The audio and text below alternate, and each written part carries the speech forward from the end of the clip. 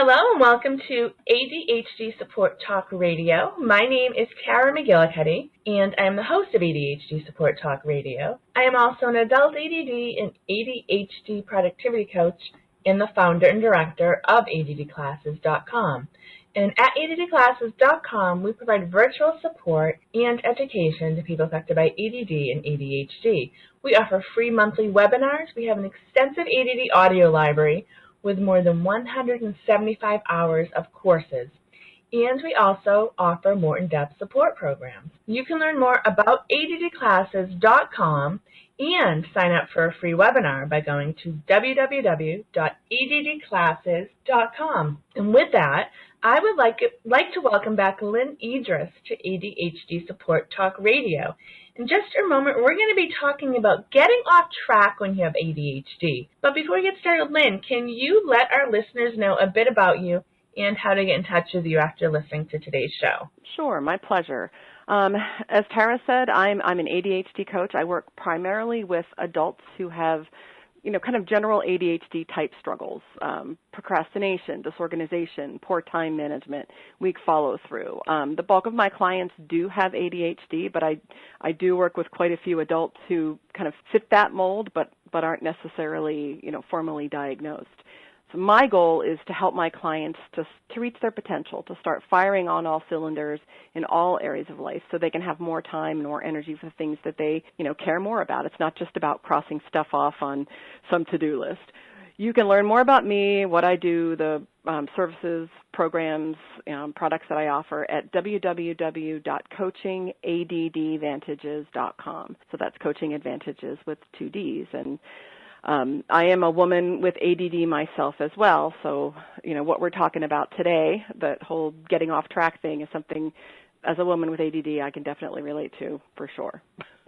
Yeah, as a woman with ADD myself, I can also relate to it, and so that's why I thought it was such a good topic when you said you'd like to talk about this today. So, since it's such an important topic, let's get started talking about it. And where would you like to begin when it comes to getting off track with ADHD? Oh, gosh. I always like to start with, kind of what that means, because I think that can mean different things to different people. But generally speaking, I think of, we're off track when we're not doing what we know works. When we're not using, whether it's systems or tools or, ways of doing things that have worked for us in the past, we're off track.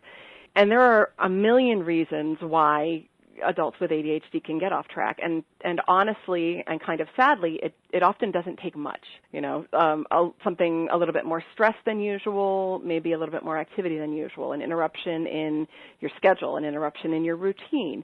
Sometimes the things that get us off track are positive things like vacations, things like changes in season, things like a change in, maybe relationship status, living situation, job responsibilities.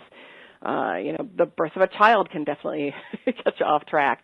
But even just, a short-term illness. Sometimes it really doesn't take much, and sometimes it's really hard to pinpoint exactly what it is that got us off track. But to know what the kinds of things are that tend to get you off track can be really helpful in preventing you from, getting so far off track that it's really a struggle to sort of claw yourself back there. But usually it's got something to do with some sort of an interruption in your regular routine and in your regular structure. And we know, for we ADDers, structure is important for everyone, but for those of us with ADHD, we really need, solid external structure. We need routines, we need rhythm, we need calendars, we need plans, we need, structure outside of, that's kind of internal to us to keep us functioning at our best. But we tend to push back against it at the same time. So it's, we have to find what I always call our sweet spot of structure. Just enough planning, just enough routine, just enough rhythm that it supports us so that we don't, push back against it or so that it's not too hard to maintain. But even when we find that sweet spot, we can get derailed. We can find ourselves off track. We can find ourselves, sort of interrupted. But it's important, for a lot of my clients right out of the gate to look at how they feel about structure, because sometimes that's part of the problem. Some of us have such a sort of a knee-jerk, visceral reaction to the concept of structure, routine, all that sort of stuff that sounds boring, that we need to address that, as well, so that we can start to accept, a certain amount of consistency and order and predictability and routine as being supportive and beneficial to us, and not just something that we're going to, resist. But again, you got to find yourself in that sweet spot. Yeah. And you brought up like some of the things that can really get you off track. And you brought up vacation, which is a big one, because as we're recording this, it's summertime, so I think a lot of people go on vacation. But that's one that people look forward to, but can bring so much stress, and not just, getting you off track when you, get back from vacation, but the people I talk to who just get so stressed out planning their vacation, that gets them off track, even before they take their vacation. So that's a big one, and it's supposed to be enjoyable for people. I think once they're there, they are, but that's a big one that totally changes your routine. And I mean, I talk to so many people that like, I need a vacation to recoup from my vacation. So, Right. To get yourself relaxed again after the vacation or after the preparations for vacation. Yeah. As a lot of our clients, and I know a lot of us, and been there, done that myself in the past, waiting until the last minute to plan, waiting until it's a stressful thing to plan, whether it's packing, whether it's making travel arrangements, whatever it is. If it's not done sort of in advance and thoughtfully, and if it's all, if we try to do it all at the last minute, not only does it create a lot of stress, it creates a lot of angst, a lot of, sort of, you're putting out fires rather than enjoying what you're creating, but it also throws you off your game, like on a day-to-day basis, long before you ever leave the door. Long before you leave the house, you're off kilter because you've been so focused on getting ready for vacation that you were actually off track before vacation ever really hit. Just think of a 3-day trip, holiday, you're probably off track for, I'd say, a good week or two, depending on Yeah. Depending on how you handle it going in, and what kinds of supports you have set up for yourself when you get back, and and all of that. And sometimes when we get ourselves off track, it feels like maybe we were never on track to begin with.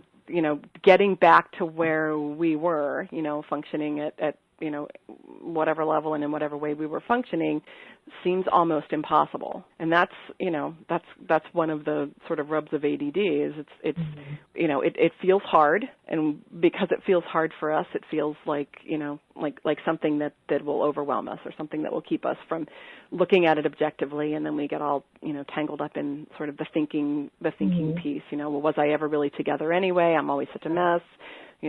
Same stuff, different day, I'll always be like this. We go down that path rather than looking sort of objectively at, okay, well, what was I doing before that worked? What can I, start to step myself back into without completely overwhelming myself, because we tend to be sort of all or nothing, black and white about this kind of thing. So if we're not, 100% organized right out of the gate and, implementing, elaborate systems, absolutely perfectly, it doesn't count as progress, right? So, we end up overwhelming ourselves rather than supporting ourselves and helping ourselves find our way back to, sort of a more even keel. It's tough. The things that we look forward to can be the things that can be, really disruptive.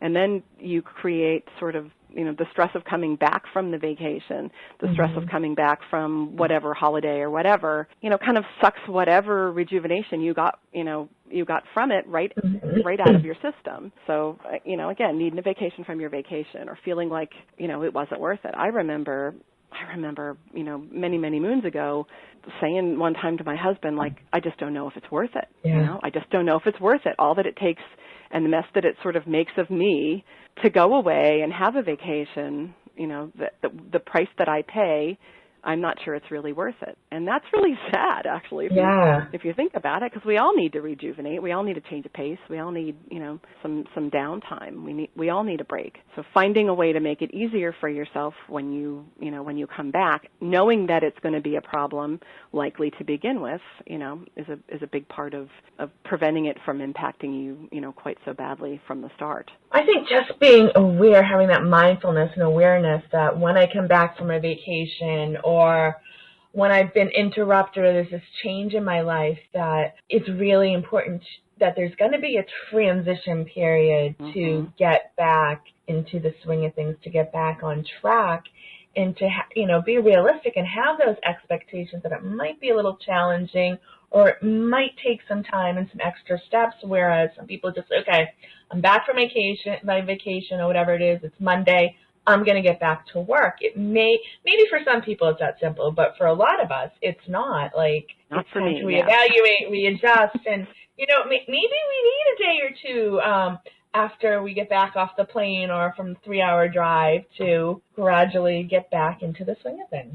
Sort of reacclimate, for sure. And then you've got that whole, if you were making progress and you were seeing that you were doing well before, I hear all of the time from clients when they get themselves just a little bit off track, it feels like they're back at square one. Like, I'll hear all the progress that I've made is now, down the what. It's all gone, and I'm starting back from square one again. So we've got to really watch the thinking piece. We've got to really watch where we let ourselves go, kind of in our heads with this stuff, because it's not true. Just because you've taken a step back doesn't mean you've lost, all of the progress that you've made. So instead of looking at it that way, from that sort of judgy, negative place where we tend to go when it comes to the things that we struggle with, looking at it, stepping back from it, looking at it objectively. This is okay. Lots of people go through this. I've been through this before, and I got myself to the other side.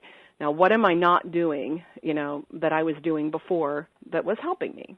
And that's one of the things we try to do with clients in coaching is, step back and look at this stuff, more objectively, less emotionally, from a problem-solving perspective, so, you can identify the things that help you most. You can, and then you can put systems in place that keep you, systems and behaviors and all of that keep you from getting so far off track that it feels like, you're starting from scratch or you're climbing sort of an insurmountable mountain or something, that overwhelmed feeling does very little, that's beneficial. So, we've got to recognize it. We've got to, kind of work around it, be nice to ourselves, all that stuff. Yeah, when we're doing well and we are on track, sometimes we do things automatically and we haven't written them down. We don't really think about them. And when we get away from them, whether it's a vacation or getting sick or who knows what, sometimes we forget not if we just forget, but it's not automatic anymore. And that's why it's great to be working with a coach to help remind you, become more aware and mindful about, what you were doing that work, or like what you brought up, just not beating yourself up and, looking at it logically and rationally. Exactly. Stepping back a little bit from it. And it sounds silly, but I do that. I encourage my clients, like when as simple as it is, and sort of, it sounds sort of, I don't know, duh, as my daughter would say, but as simple as it is, if you have a routine that works for you in the morning or in the evening or whatever, write it down, capture it somewhere so you can come back to it. It's so basic and it's so simple, but most of us don't think of it. Most of us don't bother to do it. And most of us assume that once something's routine, it's always going to be routine. It's always easier to get back to something that was a habit than it is to start it to begin with. But, we have to remember what it was that we need to get back to. So, save it, write it down, save it in a notebook, in a Word document, whatever it is, so that you have something to go back to. So this, this is one of the things that worked for me, so that you have something a little bit more objective than just, I need to get myself back on track, because that's sort of nebulous. I mean, what does that mean? And often what we think it means is something much more, kind of restrictive and much more, I don't know, kind of perfectionistic than where we really need to be. And sometimes it's the order we do things, too, that help us to be on track. And when we get off, we might still be doing the same things, but we may not be doing it in the order we were doing things in. So it's sometimes that little thing that can make a huge difference. Definitely, definitely. And so much of what we need to do when we have ADHD is find ways to remember.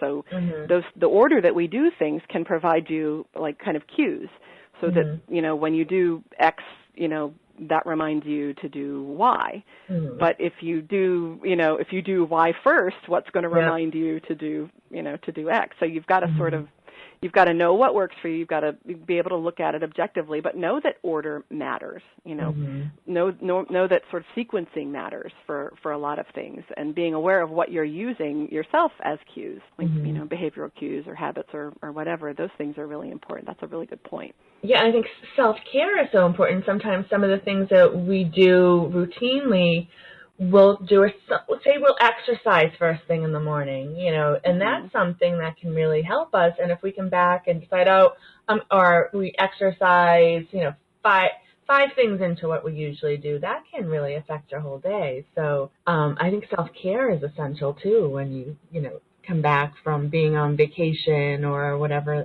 when you get off track. Big time. And I think that's one of the things I always remind my clients of.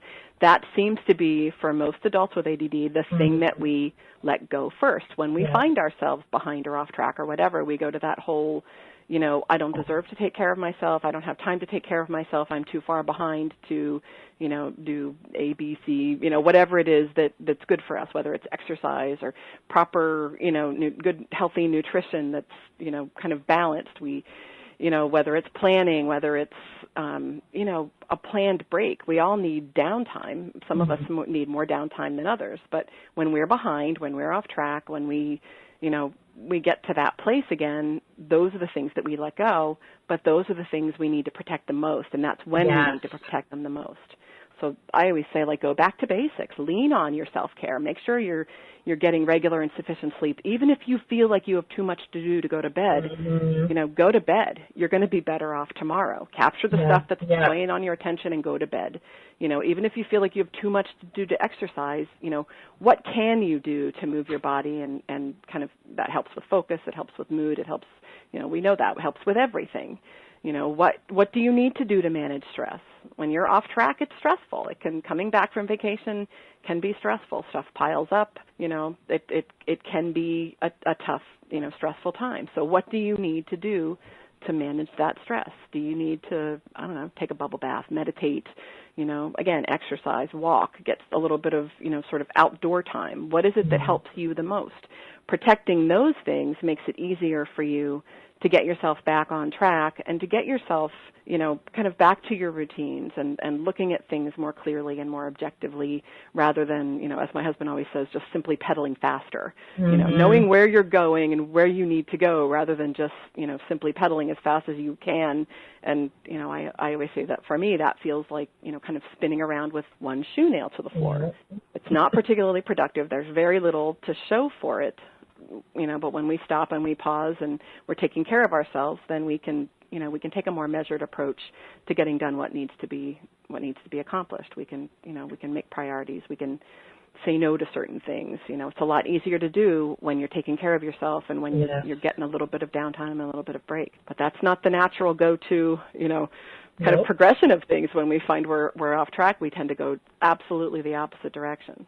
Yeah, and it makes it hard to get back on track, and we probably end up making more mistakes on the things, so we're continue to get off track. So it's an endless cycle. So that self-care is top priority, when you get off track, whether it's because you went on vacation or you were sick or there was some weird interruption in your life. That self-care is so essential. It really, really is. It's absolutely basic. Absolutely basic. Okay, Lynne, we're getting towards the end of today's show. Is there anything in relationship to getting off track that you haven't shared today? And are there any final thoughts you'd like to leave people with? I always, one of the things I always go back to it's so important for my ADD clients, and it's basic and it's essential, but it's one of the things that we tend to not do for ourselves. So when you find yourself off track for whatever reason, the myriad of reasons you can find yourself, off track and not really where you want to be, the first thing, I want you to do is to be nice to yourself. Pay attention to how you're talking to yourself. Pay attention to how you're thinking about yourself, the things that you need to do, the things that you're not doing, the things that you're not on top of. And really, be careful how you speak to yourself. That, when you're in shame and you're feeling ashamed and you're blaming yourself and you're in that sort of negative mindset, again, I always say this, you are 180 degrees from where you need to be able to solve your problems. So, rule number one is be nice. No matter what, always try to be nice. Think about how you're talking to yourself and think about whether you'd talk to someone else that way, a friend, a child, a coworker, whatever. And then, go back to basics. Whatever it is that's the most basic support for yourself, whether it's, that self-care, sleep, nutrition, exercise, stress management stuff, whether it's, leaning on your calendar, leaning on your to-do list, go back to basics. But first, always, be nice, consciously nice to yourself. It's not easy either, definitely. And what is your contact information again, Lynn? Oh, sorry. It's you can contact me through my website. It's www.coaching-addvantages.com. So it's coaching advantages with 2 Ds. Thank you so much, Lynne Edris, and thank you everyone for taking the time to listen to ADHD Support Talk Radio. And be sure to stop by our website at ADHDsupporttalk.com. Thanks again.